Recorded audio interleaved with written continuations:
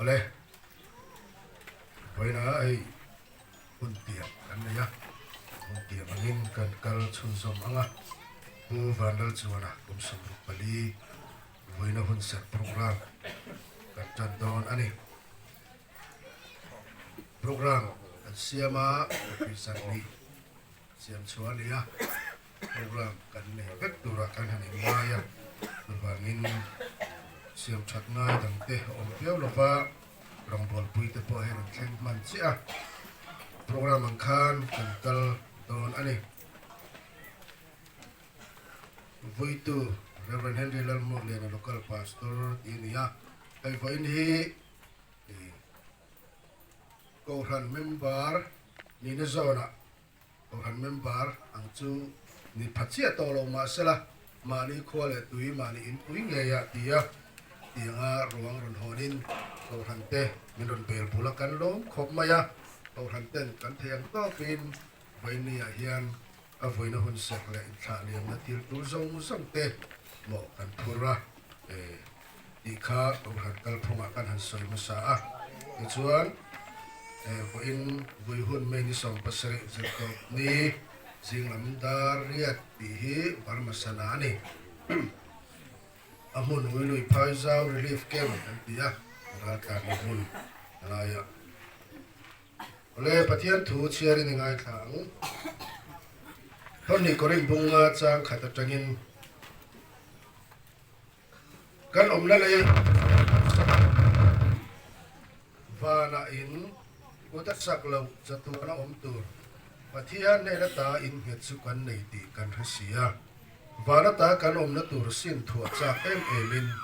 em ina hian kan rum tak mi si thina chu tianga sinin omila sarwakin kan om luwang ke ni he om na a om te hi ret phurin kan rum tak zet sia sin logo om kan du wang ani lova sin thua a om kan du wang ani zo thi thei hi nun na lem zo in a om thei nan Tukan siarte lal pan mal min som sa rose. Program number panina ang kan voila kan hun ser program som te patian ne min lan sakturin kan Niwai Mall Wesleyan Konghan local vice chairman tumun nei ka pa Krista bigin kat ko be.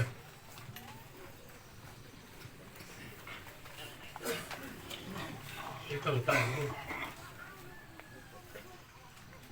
lalpa Sing ka na kan siya siyam hayla Tina ikanta ani itiya Intinga ituri minti ka Khareng tung hen kan sa siyam pitin ani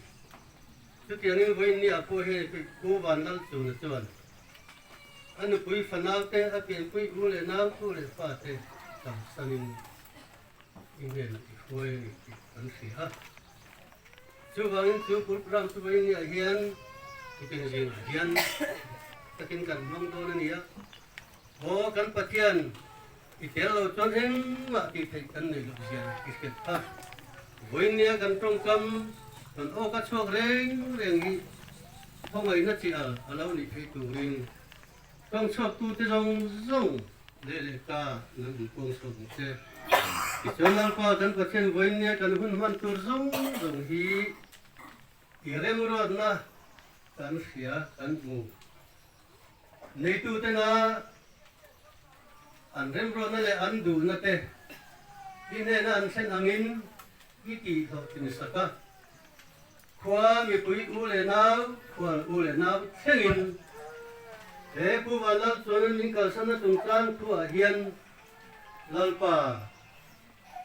Nasat taka in samo na in troi oma in kur oma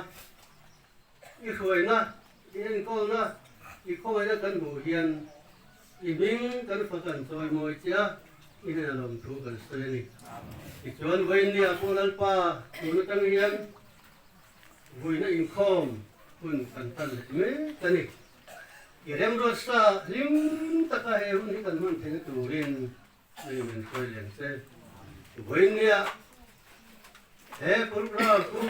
bana chuan minga mo phur nei tu zong zong ten an mo phur na zona te lalpa bahalo taka nangma o ka kha an lele ka o anin ki chuak la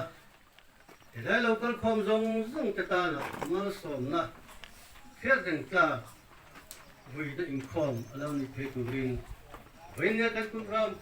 kan hun man tur zong zong ti ki ku thiang le ma la is ko min kan na la te amen.